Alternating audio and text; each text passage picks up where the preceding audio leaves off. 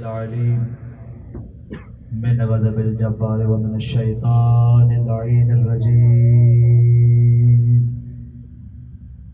بسم الله الرحمن الرحيم. الحمد لله الذي إليه مصائر الخلق وعواقب الأمر، نحمده على عظيم إحسانه ونير برهانه ونوام فضله وامتنانه.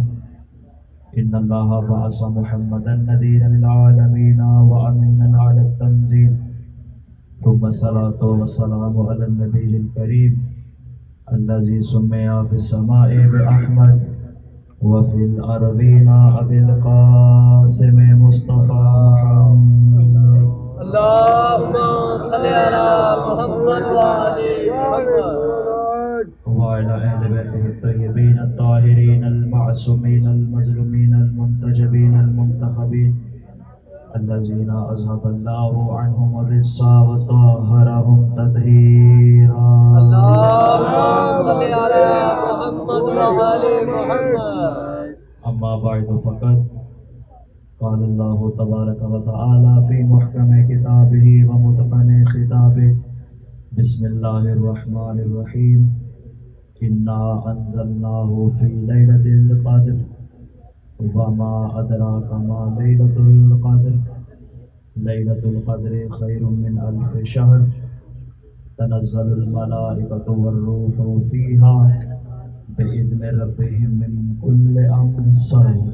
اللهم صل على محمد وعلى محمد.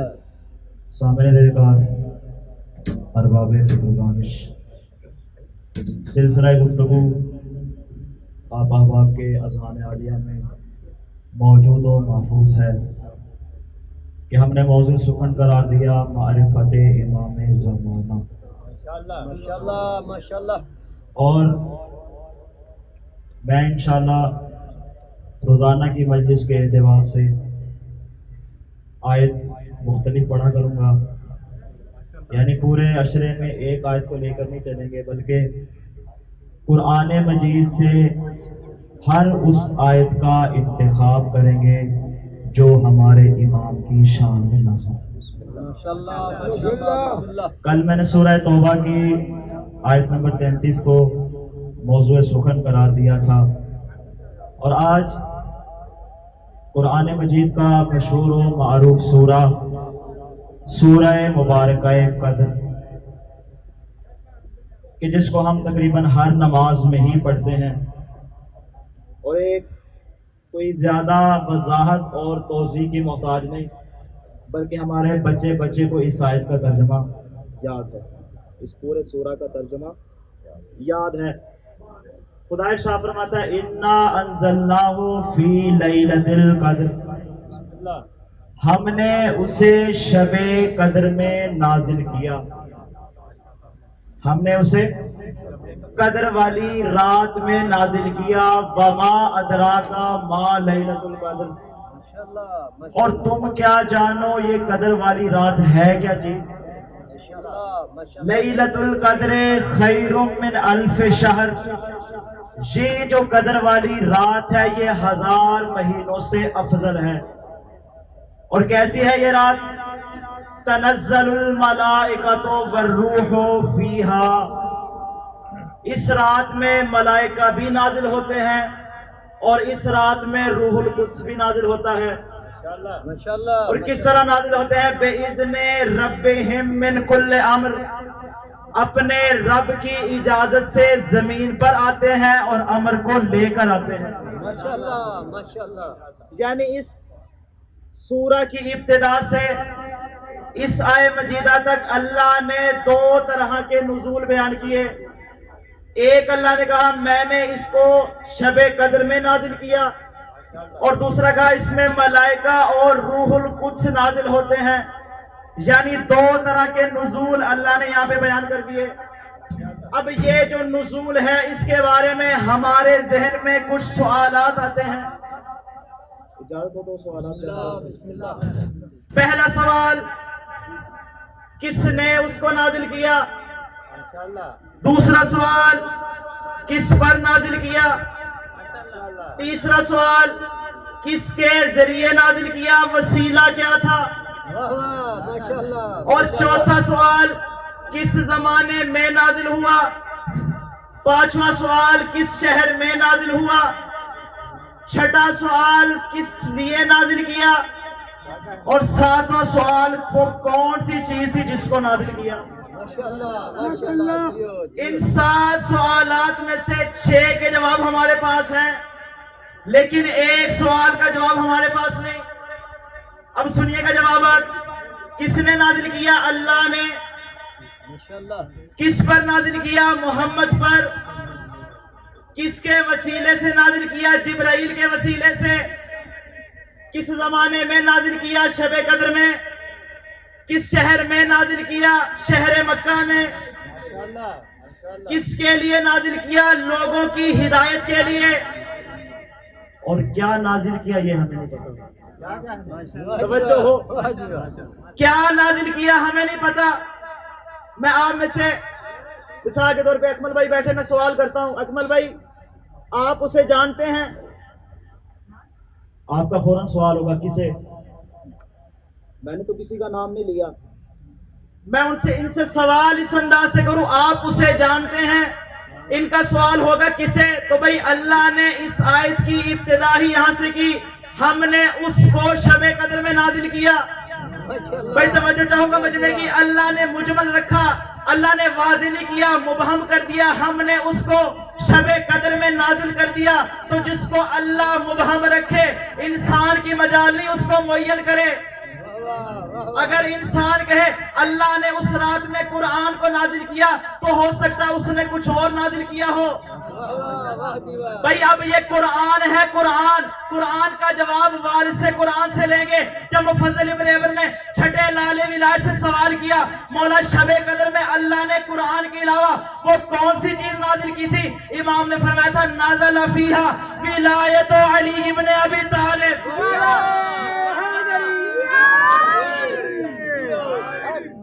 محمد و آل محمد بلندر سلام.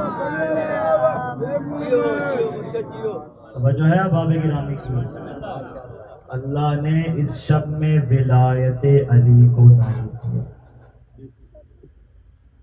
آج انشاءاللہ میں وجود امام زمانہ پہ کچھ دلیلیں پیش کروں گا، کیونکہ سوال عام طور پہ ہم سے یہی ہوتا ہے کہ آپ لوگ کہتے ہیں آپ کا امام موجود ہے، آپ کے پاس کیا دلیل ہے. تو میں آج کوشش کروں گا قرآن سے اور فرامین معصومین سے کچھ دلیلیں آپ کے لیے پیش کروں. اور یہ ایسی دلیلیں ہیں کہ ہمارے بچے کو حفظ ہونی چاہیے تاکہ ان کا پتہ ہو ان کا امام کس مقام پر ہے اور ہماری معرفت کس مقام پر ہے. سب سے پہلا سوال یہی ہوتا ہے کہ وجود امام زمانہ کی آپ کے پاس کیا دلیل ہے؟ تو سب سے بہترین دلیل یہی سورہ مبارکہ قدر ہے، اس کو میں نے سرنامہ کلام قرار دیا. بلکہ میں اس سے ایک قدم آگے بڑھوں گا. قرآن مجید کی ہر وہ آیت جس کی آج تک تفسیر ہمارے سامنے نہیں آئی وہ وجود امام زمانہ کی بہترین دلیل ہے. کیوں؟ اس لیے کہ تفسیر صاحب تفسیر کی محتاج ہے. جب قرآن کو تفسیر چاہیے تو کوئی صاحب تفسیر ہوگا، جو صاحب تفسیر ہوگا وہ وارث قرآن ہوگا، اور جو وارث قرآن ہوگا قرآن اس کی میراث ہوگا. اور کیسی ہے یہ میراث؟ لا یمسہ الا المطہرون، اس کو سوائے پاکیزہ لوگوں کے کوئی ہاتھ نہیں لگا سکتا. جب میراث اتنی پاک ہے سوچو وہ محمد کتنا پاک ہوگا.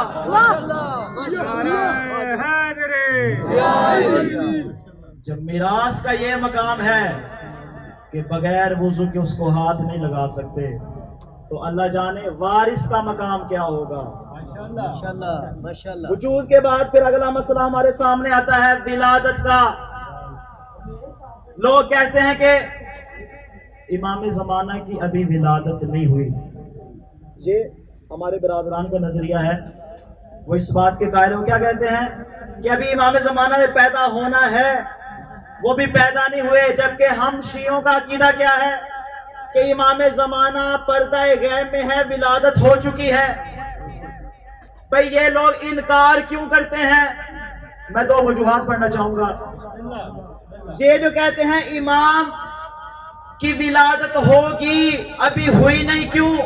کچھ لوگ تو کہتے ہیں اگر ولادت ہو چکی ہوتی آج تک زندہ ہوتے، اگر زندہ ہوں گے تو ان کی لمبی زندگی ماننا پڑے گی، 1200 سال 1400 سال، اتنی لمبی زندگی ہو نہیں سکتی۔ وہ الگ مسئلہ ہے کہ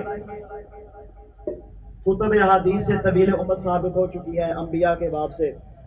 انشاءاللہ جو آخری مجلس ہوگی اس میں میں کچھ دلیلیں پیش کروں گا کہ امام زمانہ کی جو طویل زندگی ہے وہ کیوں ہے، کچھ دلیلیں قرآن سے پیش کروں گا، وہ الگ مسئلہ۔ ایک وجہ تو یہ ہے کہ اگر ولادت مانیں گے تو لمبی زندگی ماننی پڑے گی، آخری بندے تک توجہ چاہوں گا، ولادت مانیں گے تو لمبی زندگی ماننی پڑے گی، اور دوسری وجہ یہ ہے اگر ولادت مانیں گے تو امامت ماننی پڑے گی۔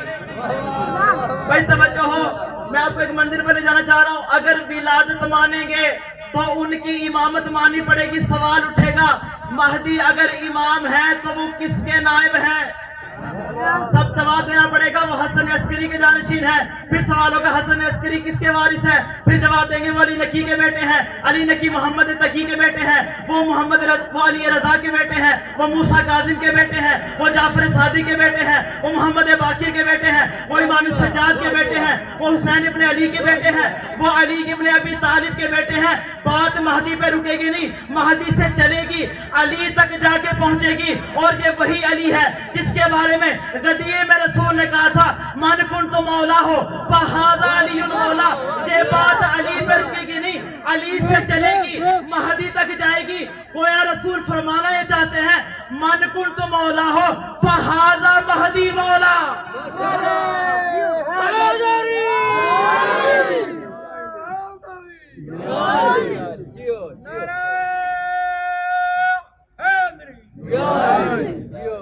خدا آپ کی عزت و حوصلے کو سلامت رکھے، خدا آپ کی نسلوں میں ذکر علی ابن ابی طالب اور اولاد علی کو پروان چڑھائے۔ من کنت مولا ہو فہذا مہدی مولا۔ غدیر کا کیوں انکار کیا؟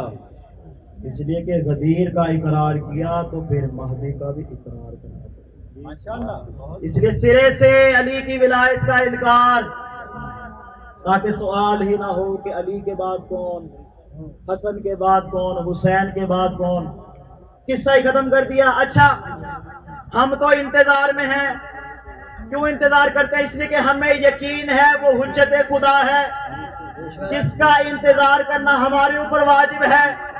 بھائی توجہ چاہ رہا پورے مجمع کی، ہم تو اس لیے انتظار کرتے ہیں کہ وہ حجت خدا ہے، ہم اس لیے انتظار کرتے ہیں کہ کائنات کے رسول نے کہا تھا میرے 12 خلفاء ہوں گے اور وہ سارے کے سارے قریش سے ہوں گے، ہم آخری خلیفہ کا انتظار کرتے ہیں۔ ہم جو مہدی کا انتظار کرتے ہیں وہ سنت رسول سمجھ کے کرتے ہیں۔ بھئی ہم نے تو انتظار کرنا ہے، آپ کیوں انتظار کرتے ہیں؟ بھئی توجہ نہیں کہ بھی لوگوں نے میں الفاظ بدلوں، ہم تو انتظار کرتے ہیں اپنے امام کا، آپ انتظار کیوں کر رہے ہیں؟ سارے لوگ جمع ہو جائیں، مل کے ووٹ ڈالیں اور کسی کو امام بنا لیں۔ وہ جواب میں کہیں گے ووٹوں سے امام نہیں بنتا بلکہ امام کو اللہ بھیجتا ہے۔ میں ان سے کہوں گا جب آخری خلیفہ ووٹوں سے نہیں بن سکتا تو پہلا کیسے بن سکتا ہے؟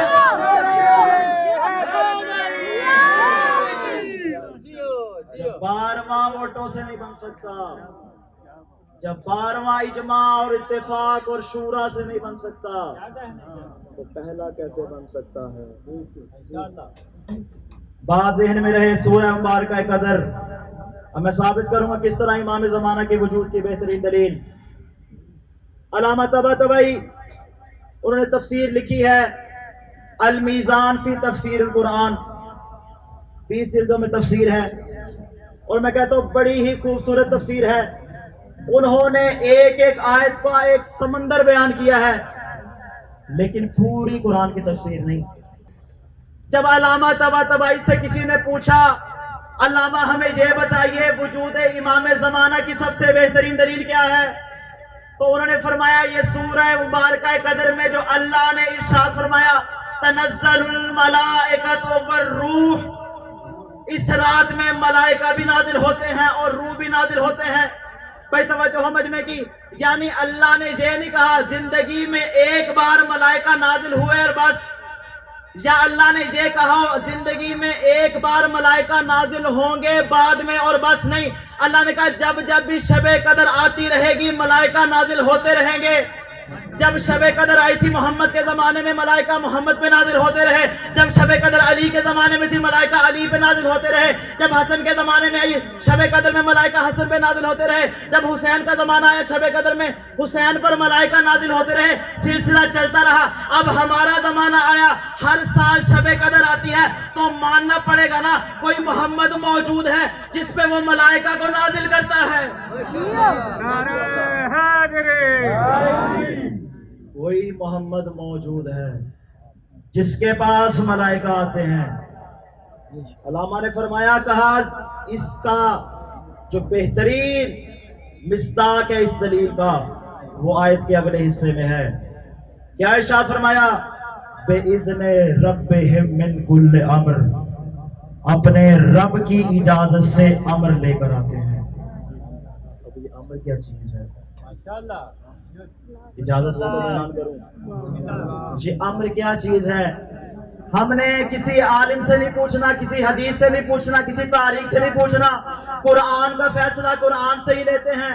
ہم نے جب قرآن سے پوچھا یہ امر ہے کیا چیز, تو اللہ نے ارشاد فرمایا یدبر الامر من السماء الى الارض, وہ اللہ اس پورے کائنات کے نظام کی تدبیر کرتا ہے. یعنی اللہ جو کائنات کا نظام چلا رہا ہے اس کو اس نے امر کا نام دیا.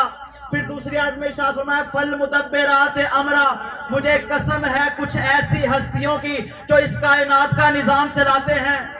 بھائی توجہ, امر کے دو معنی ہو گئے. ایک ہو گیا کائنات کا نظام چلانا اور دوسرا امر سے مراد ہو گیا کائنات کا نظام چلانے والے. گویا اللہ بھی کائنات کا نظام چلا رہا ہے تو وسیلے کے ذریعے اب بھی تم وسیلے کا انکار کرو گے؟ اللہ کائنات کا نظام وسیلے سے چلا رہا ہے. اور پھر ہم نے پوچھا امر کا اور معنی کیا ہے, تو قرآن نے ہمیں بیان کیا فیہا یفرق کل امر حکیم, یہ شب قدر ایسی رات ہے جس میں امر حکیم کو تقسیم کیا جاتا ہے. علماء نے بیان کیا امر حکیم سے مراد رزق ہے, یعنی شب قدر وہ رات ہے جس میں رزق کو تقسیم کیا جاتا ہے. اور پھر آگے ارشاد ہوا یسألونک عن الروح قل الروح من امر ربی, یہ آپ سے روح کے بارے میں پوچھتے, کہہ دو روح میرے رب کا ایک امر ہے. بھئی امر کے بارے میں اب ہمارے پاس کچھ معنی آگے. امر سے مراد ہے کائنات کا نظام چلانا, امر سے مراد ہے تدبیر کائنات, امر سے مراد ہے رزق, امر سے مراد ہے موت, امر سے مراد ہے زندگی, امر سے مراد ہے روح. بھئی اتنے سارے امر ہیں تو ان کے لیے کوئی صاحب الامر بھی ہونا چاہیے جس کے پاس سے سارے امر آتے ہوں, جس کے پاس سال کا ریکارڈ ہو, کس کو رزق ملے گا, کس کو محروم رکھا جائے گا, اس سال میں کتنے پیدا ہوں گے, کتنے مریں گے.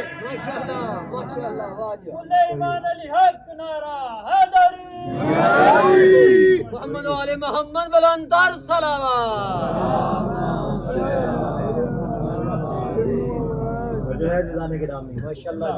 کوئی ایسا صاحب الامر موجود ہے جس کے پاس فرشتے امر لے کر آتے ہیں.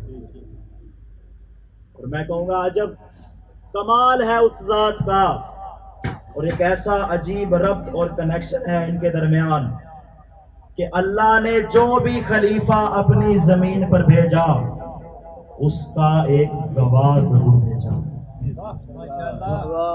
دنیاوی زندگی کی مثال دیکھ لیں, ہم اگر عدالت میں بھی جاتے ہیں مثال کے طور پہ اور ہم کسی چیز کا دعویٰ کرتے ہیں تو ہم سے گواہ طلب کیے جاتے ہیں.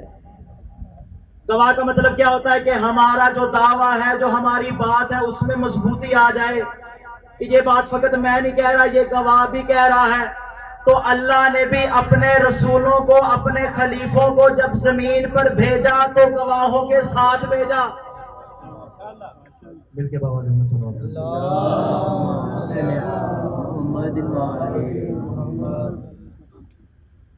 اللہ نے اپنے خلفاء کو بھیجا تو گواہوں کے ساتھ بھیجا. آغاز کرتے ہیں رسول خدا سے. رسول خدا کے بارے میں اللہ نے سورہ مبارکہ رات کی آیت نمبر 43 میں جو کہ آخری آیت ہے ارشاد فرمایا، کہا اے رسول آپ کی رسالت کے لیے دو گواہ کافی ہیں، ایک اللہ کافی ہے اور دوسرا وہ جس کے پاس علم الکتاب ہے، پوری کتاب کا علم ہے۔ اور علماء نے اس بات کو بیان کیا کہ جس کے پاس علم الکتاب ہے وہ علی ابن ابی طالب ہے۔ گویا رسول کی رسالت کے لیے اللہ نے دو گواہ رکھے، ایک قرآن رکھا اور دوسرا علی رکھا۔ میں الفاظ کیوں نہ بدلوں، رسول کی رسالت کے لیے اللہ نے دو گواہ رکھے، ایک قرآن صامت رکھا، ایک قرآن ناطق علی رکھا۔ رسول کے بعد علی کی باری آئی، علی کے لیے اللہ نے دو گواہ رکھے، ایک خاموش قرآن رکھا، دوسرا بولتا قرآن حسن رکھا۔ پھر حسن کی باری آئی، اللہ نے حسن کے لیے دو گواہ رکھے، ایک قرآن صامت کو رکھا، دوسرا بولتا قرآن حسین کو رکھا۔ پھر حسین کی باری آئی، اللہ نے حسین کے لیے بھی دو گواہ رکھے، ایک سید سجاد بولتا قرآن رکھا، ایک خاموش قرآن رکھا۔ پھر سید سجاد کے بعد امام باقر کی باری آئی، اللہ نے دو گواہ رکھے، ایک امام جعفر صادق کو رکھا اور دوسرا قرآن صامت کو رکھا۔ پھر امام موسیٰ کاظم کی باری آئی، اللہ نے دو گواہ رکھے، امام علی رضا کو رکھا اور قرآن صامت کو رکھا۔ سلسلہ چلتا رہا، امام حسن عسکری تک بات آئی، امام حسن عسکری کے لیے اللہ نے دو گواہ رکھے، ایک قرآن صامت رکھا، دوسرا قرآن ناطق امام زمانہ رکھا۔ امام زمانہ کی باری آئی، اب یہ آخری امام ہے، ان کے بعد تو کسی امام نے نہیں آنا۔ کیا اللہ کا قاعدہ بدل گیا؟ کیا اللہ نے اصول بدل دیا؟ اب ان کے لیے دو گواہ کہاں سے لے کر آئیں گے؟ اللہ نے امام زمانہ کے لیے بھی دو گواہ رکھے، ایک خاموش قرآن رکھا، دوسرا آسمانوں میں عیسیٰ نبی کو رکھا۔ عیسیٰ ایمان کے ساتھ زمین پر آئیں گے، ان کے پیچھے نماز پڑھ کے دنیا والوں کو بتائیں گے، جان لو سمجھ لو یہی حجت خدا ہے۔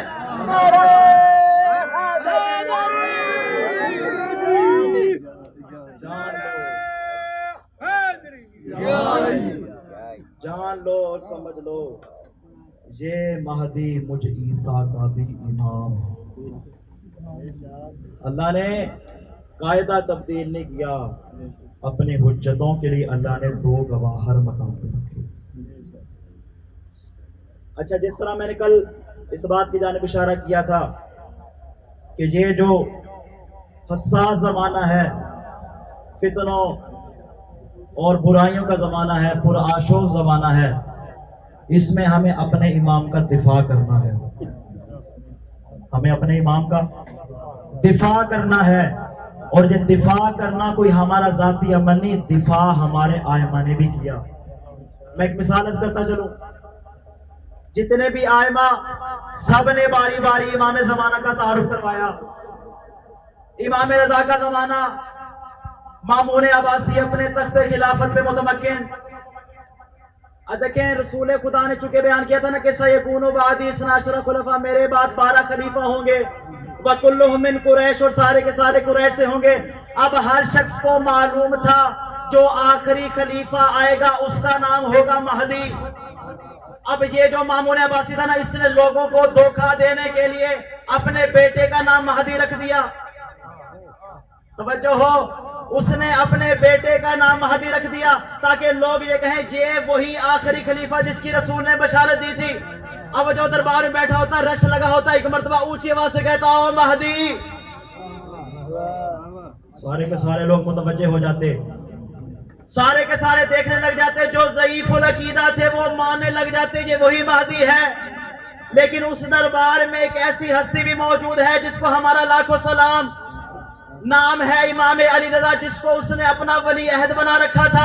اب وہ جیسے ایک مرتبہ مہدی کہتا تھا، امام اپنی جگہ سے بلند ہوتے تھے، اپنے ہاتھ کو سر پہ رکھتے تھے، کہتے تھے اجل اللہ فرجا، اللہ ان کے ظہور میں تاجیر کرے، اللہ ان کو جلدی زمین پر بھیجے۔ لوگ سوال کرتے تھے یا ابن رسول اللہ، وہ تو آپ کا چوتھا پانچواں بیٹا ہوگا، آپ اس کا احترام کیوں کرتے ہیں؟ آپ تو دادا ہیں، آپ اپنے بیٹے کا احترام کرتے ہیں۔ امام فرماتے ہیں میں اپنے اس عمل کے ذریعے یہ بات واضح کرنا چاہتا ہوں، جس مہدی کو یہ بلا رہا ہے یہ وہ مہدی نہیں ہے، یہ تو وہ مہدی ہے جو بازار سے مار کھا کے آتا ہے، کبھی باپ اس کے کان نوچتا ہے، کبھی ماں اسے مارتی ہے، کبھی بھائیوں سے لڑ کے آتا ہے۔ یہ پٹنے پٹانے والے مہدی نہیں ہوا کرتے، مہدی وہ ہے جس کا انتظار آل محمد کرتے ہیں۔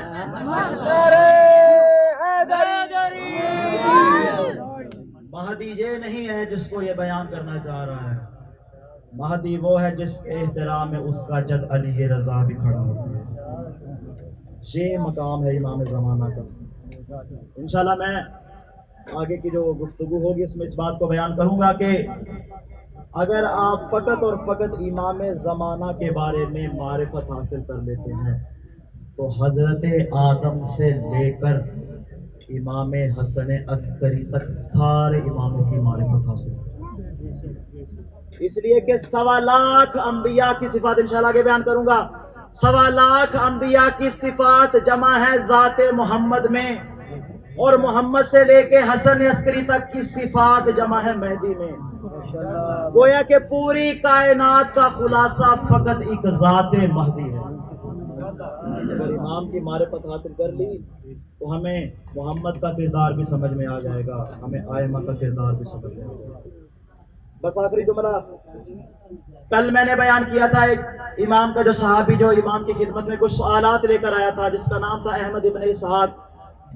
اس احمد ابن اسحاق کو امام عسکری نے ایک خط دیا اور کہا احمد یہ خط لے جاؤ اور جان لو کہ یہ تیری اور میری آخری ملاقات، تیری اور میری آخری ملاقات ہے، نہ اس کے بعد تم بچو گے نہ اس کے بعد میں بچوں گا.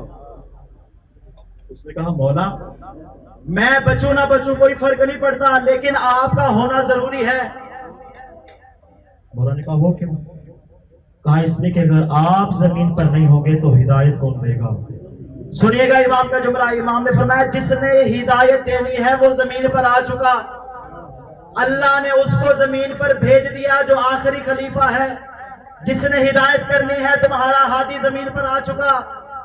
اب وہ آپ اور میری طرح زیارت امام زمانہ کا مشتاق تھا. ایک مرتبہ ہاتھوں کو جوڑا، کہا مولا اگر ہو سکے تو میرے ہاتھی کی مجھے زیارت کروائیے. مولا ایک مرتبہ اپنی جگہ سے بلند ہوئے، حجرے میں گئے، اور جب حجرے سے واپس باہر آئے مولا کی آگوش میں ایک پیارا سا بچہ تھا. راوی کہتا ہے میں نے دیکھا اس کا چہرہ ایسا تھا جیسے 14ویں کا چاند چمک رہا ہو. بھئی یہ تو اس خاندان کا رواج ہے، اس کا پہلا بھی ہو وہ بھی 14ویں کی چاند کی طرح، آخری ہو وہ بھی 14ویں کی چاند. یہ تو رواج ہے اس خاندان کا، پہلا بھی بدر الدجا اور آخری بھی بدر الدجا. اب بچہ اگر کسی کی آگوش میں ہو کیا اس کی نظر کسی مقام پہ ٹکتی ہے؟ بچہ کبھی دائیں دیکھے گا، کبھی بائیں دیکھے گا، کبھی اوپر دیکھے گا، کبھی نیچے دیکھے گا. بچے کی نظر کسی ایک مقام پہ نہیں ٹکتی. احمد ابن اسحاق کہتا ہے میں نے اس بچے کو دیکھا، وہ ٹک ٹکی باندھ کے مجھے دیکھ رہا تھا. میں نے اس بچے کی طرف دیکھ کر کہا السلام علیکم یا ابن رسول اللہ، رسول خدا کے بیٹے آپ پر سلام ہو. اس نے گردن سے اشارہ کیا. کہا میں نے جیسے دیکھا مجھے یقین ہو گیا یہ امام وقت ہے، یہ حجت خدا ہے، یہ آخری خلیفہ ہے، یہ وہی مہدی ہے جس کے بارے میں رسول نے بشارت دی تھی. لیکن میں نے ایک مرتبہ امام عسکری سے کہا مولا مجھے کوئی اور نشانی بھی بیان کرے. وہ راوی کہتا ہے ابھی میرا سوال ختم نہیں ہوا تھا کہ امام عسکری نہیں بولے بلکہ آگوش میں موجود وہ بچہ بولا. کہا اے احمد ابن اسحاق لا تطلب اثرا بعد عینن، میرا چہرہ دیکھنے کے بعد تجھے کسی دلیل کی ضرورت نہیں رہتی، اس لیے کہ چہرہ ہی آل محمد کی دلیل ہے. بھائی اسی لیے تو رسول نے کہا تھا نا النظر الی وجہ علی عبادہ، علی کے چہرے کو دیکھنا عبادت ہے. نجران کا عیسائی بھی کہتا تھا انی لا ارا وجوہا، میں ایسے چہرے دیکھ رہا ہوں. بھائی چہرہ آل محمد کے وجود کی بہترین دلیل، جیسا چہرہ محمد کا ویسا چہرہ علی کا، ویسا حسن کا ویسا حسین کا، اور ویسے کا ویسا چہرہ مہدی کا.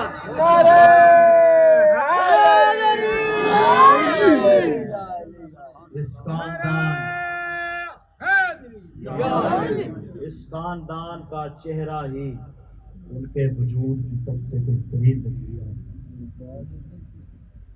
اور اسی امام زمانہ نے جب اپنے جد حسین ابن علی کو سلام کیا ہے تو کہا میرا سلام ہو اس حسین پر جس کو سکون بھی ملا تو کرب و بلا میں ملا. کرب و بلا یعنی رنج و مسائل کی جگہ، کرب و بلا یعنی آفات و بلیات کی جگہ. اس مقام پر بھی جس ہستی کو سکون ملے اسے حسین عجب مقام ہے حسین ابن علی کا۔ ایک مرتبہ مکہ سے مولا نکلے ہیں، راستے میں منزل زبالہ کہ مولا کو خبر ملتی ہے کہ جناب مسلم کو شہید کر دیا گیا،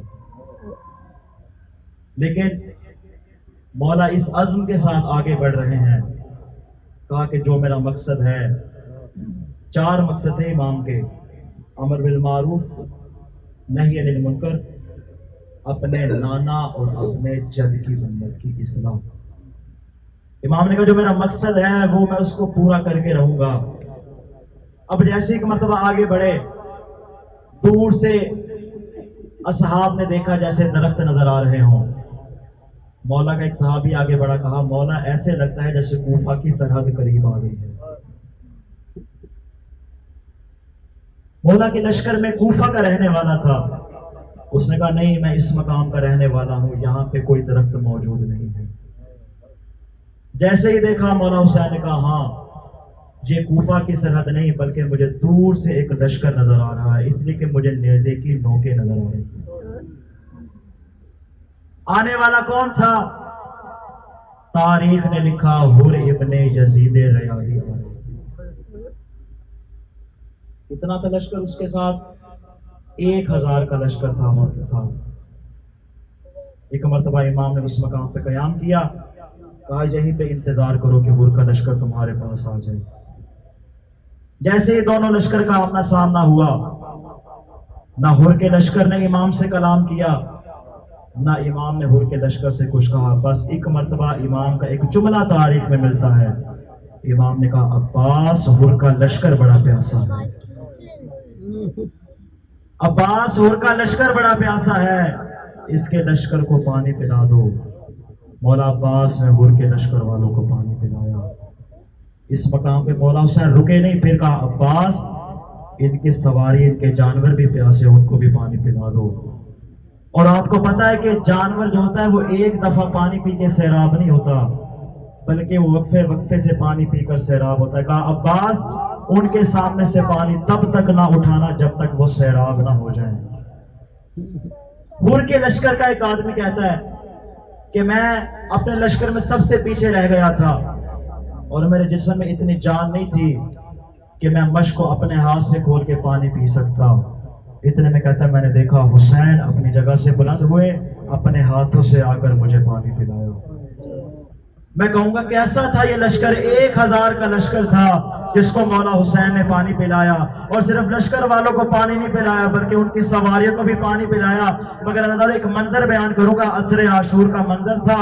ان 1000 لشکر والوں میں سے کسی ایک میں بھی غیرت نہیں تھی جو یہ کہہ دیتا حسین نے لشکر کو پانی پلایا تھا، اس کے عسکر کو پانی پلایا۔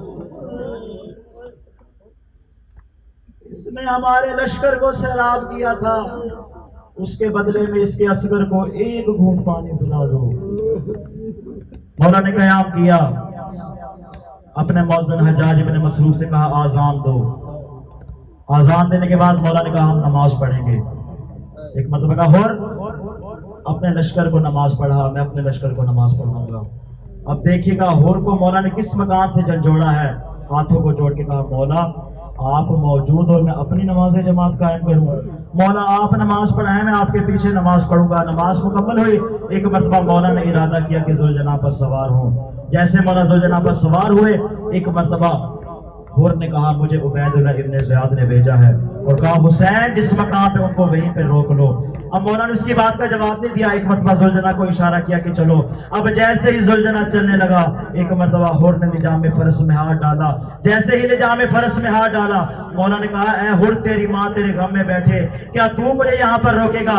اب جیسے حر نے یہ جملہ سنا، ایک مرتبہ لگام سے ہاتھ ہٹا لیا، کہا مولا اگر کوئی اور عرب مجھے یہ بات کہتا تو میں یہی جملہ اس کو واپس پلٹا دیتا، مگر مولا میں کیا کروں؟ آپ کی ماں سیدہ کونین ہے، ان کا نام میں بغیر وضو کے نہیں لے سکتا۔ مولا کا ایک مرتبہ لجام فرس سے ہاتھ نکلا، مولا نے آگے بڑھنا شروع کیا۔ اب اپنا کوفہ کی طرف نہ مدینہ کی طرف، بلکہ مولا نے تیسری جانب چلنا چلنا شروع کر دیا. چلتے چلتے ایک ایسا مقام آیا عزادارو جہاں پہ ذوالجلال نے چلنے سے انکار کر دیا. تاریخ میں دو مقامات ایسے نظر آتے ہیں جہاں پہ ذوالجلال نے چلنے سے انکار کر دیا. ایک یہ مقام تھا جہاں پہ مولا کا ذوالجلال رک گیا تھا, اور دوسرا مقام عصر عاشور کا تھا جب مولا خیموں سے الوداع کر کے ذوالجلال پر سوار ہوئے. ایک مرتبہ کہا ذوالجلال مجھے میدان کی جانب لے جا. ذوالجلال نے بے زبانی کے آنے میں اشارہ کیا, کہا مولا قدموں کی جانب دیکھے. کیا دیکھا؟ 4 سالہ سکینہ صبح سے لپٹی ہوئی ہے, رو کے کہتی ہے ذوالجلال صبح سے جو بھی جاتا ہے واپس نہیں آتا. ارے میرے بابا کو مقتل میں نہ لے جا. اجرکم اللہ عزادارو, جی بھر کے رو عزادارو, یہی رونے کا ایام ہے. تاریخ میں ملتا ہے 7 گھوڑے تبدیل کیے گئے, لیکن ہر گھوڑے نے چلنے سے انکار کر دیا. ایک مرتبہ مولا نے کہا ذرا مجھے بتاؤ اس علاقے کا نام کیا ہے. ایک شخص آگے بڑھا, کہا مولا اس زمین کو شد الفرات کہتے ہیں. پھر مولا نے کہا نہیں اس کا کوئی اور نام بھی ہوگا. ایک شخص آگے بڑھا, کہا مولا اسے ماریا بھی کہتے ہیں. ایک نے کہا مولا اسے نینوا بھی کہتے ہیں. ایک نے کہا مولا اسے غادریہ بھی کہتے ہیں. مولا نے کہا نہیں اس کا کوئی اور نام بھی ہوگا. اب قبیلے والوں نے کہا ہمارے ہاں ایک بوڑھا شخص رہتا ہے, شاید اس کو اس جگہ کا نام معلوم ہو. وہ قبیلے والے کے اس شخص کو اٹھا کر لے کر آئے. اس نے کہا مولا ہم نے اپنے بزرگوں سے سنا تھا اس زمین کو کرب و بلا بھی کہتے ہیں. اب جیسے ہی مولا نے سنا ایک مرتبہ ہاتھ اٹھائے, کہا اللہم انی اعوذ بک من الکرب والبلا. خدایا کرب و بلا سے حسین بلا مانگتا ہے, کرب و بلا سے حسین بلا مانگتا ہے. ایک مرتبہ مولا نے حکم دیا, کہا پاس اسی زمین پہ خیمے لگا, ہم نے یہاں پہ قیام کرنا ہے. ایک شخص آگے بڑھا, کہا مولا میں آپ کو ایک مشورہ دینا چاہتا ہوں, اگر ہو سکے تو اس مقام سے دور چلے جائیے. مولا آپ اس مقام پہ قیام نہ کیجیے. مولا نے کہا ایسے کیوں کہہ رکھا ہے؟ اس لیے کہ ہم نے اپنے بزرگوں سے سنا ہے جو نبی زادہ اس مقام پہ آیا ہے وہ کبھی یہاں سے خون بہے بغیر نہیں گیا. مولا اس نے یہاں اس زمین سے کوئی بلائی نہیں دیکھی, اگر ہو سکے تو اس مقام سے دور چلے جائیں. مولا نے کہا جہاں پہ وہی مقام ہے کہ ہا ہونا مناخ رکابنا, یہی مقام ہے جہاں ہماری سواریاں ٹھہرے گی. وہاں ہونا تذبح اطفالنا, یہی مقام ہے جہاں ہمارے بچوں کو ذبح کیا جائے گا. وہاں ہونا تذبح حریمنا, یہی مقام ہے جہاں اہل حرم کو رسیاں پہنائی جائیں گی. اجرکم اللہ عزادارو, خیمے لگائے گئے. تاریخ میں ملتا ہے سب سے پہلا خیمہ جناب زینب عالیہ کا لگایا گیا. جناب زینب نے بیوی سکینہ کو اپنے ہمراہ لیا اور خیمے میں چلی گئی. ایک مرتبہ زمین کربلا سے غبار بلند ہوا, کربلا کی زرد خاک سکینہ کے بالوں پہ گری. ایک مرتبہ جناب زینب نے کہا فضا ذرا میرے بھیا حسین کو تو بلا لاؤ. ایک مرتبہ مولا حسین نے کہا بہن زینب کیا کام ہے؟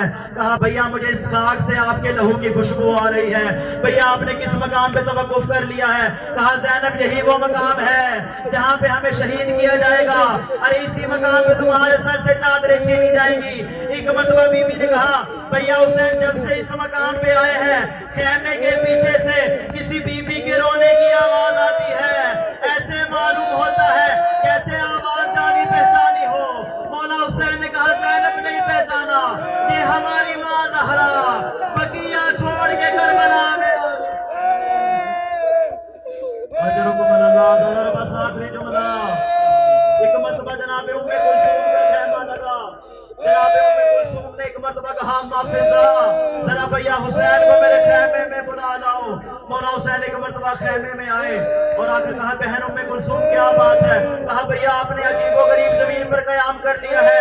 جب سے اس زمین پر آئے ہیں میرا دل بیٹھا جا رہا ہے. بھیا جتنی جلدی ہو اس مقام سے نکل جائیں. مولا نے کہا ام کلثوم جب جنگ صفین سے واپس آ رہے تھے میرے بابا علی نے اس مقام پہ قیام کیا تھا. میرے بھیا حسن کی گود میں آرام کر رہے تھے کہ ایک مرتبہ آنکھ لگی, عالم خواب میں عجیب منظر دیکھا. روتے ہوئے میرے بابا علی بیدار ہوئے, مجھ کو بلا کر اپنے سینے سے لگایا. کہا حسین یہی وہ مقام ہے جہاں 13 ضربوں سے تیرا سر جدا کیا جائے گا. عدالت دھیان دینا ہی ہمیں جملہ ملتا ہے وَشِمْرَ جَالِسٌ عَلَىٰ صَدْرِهِ وَقَابِضُ اللِّحْيَةِ. شمر امام کے سینے پہ سوار تھا, امام کی داڑھی پہ ہاتھ ڈالا تھا. میدان کربلا میں 2 آوازیں گونجتی تھی. زینب رو کے کہتی تھی انت اخی الحسین, ارے او میرے موجائے حسین. حسین، اے میرے لال حسین.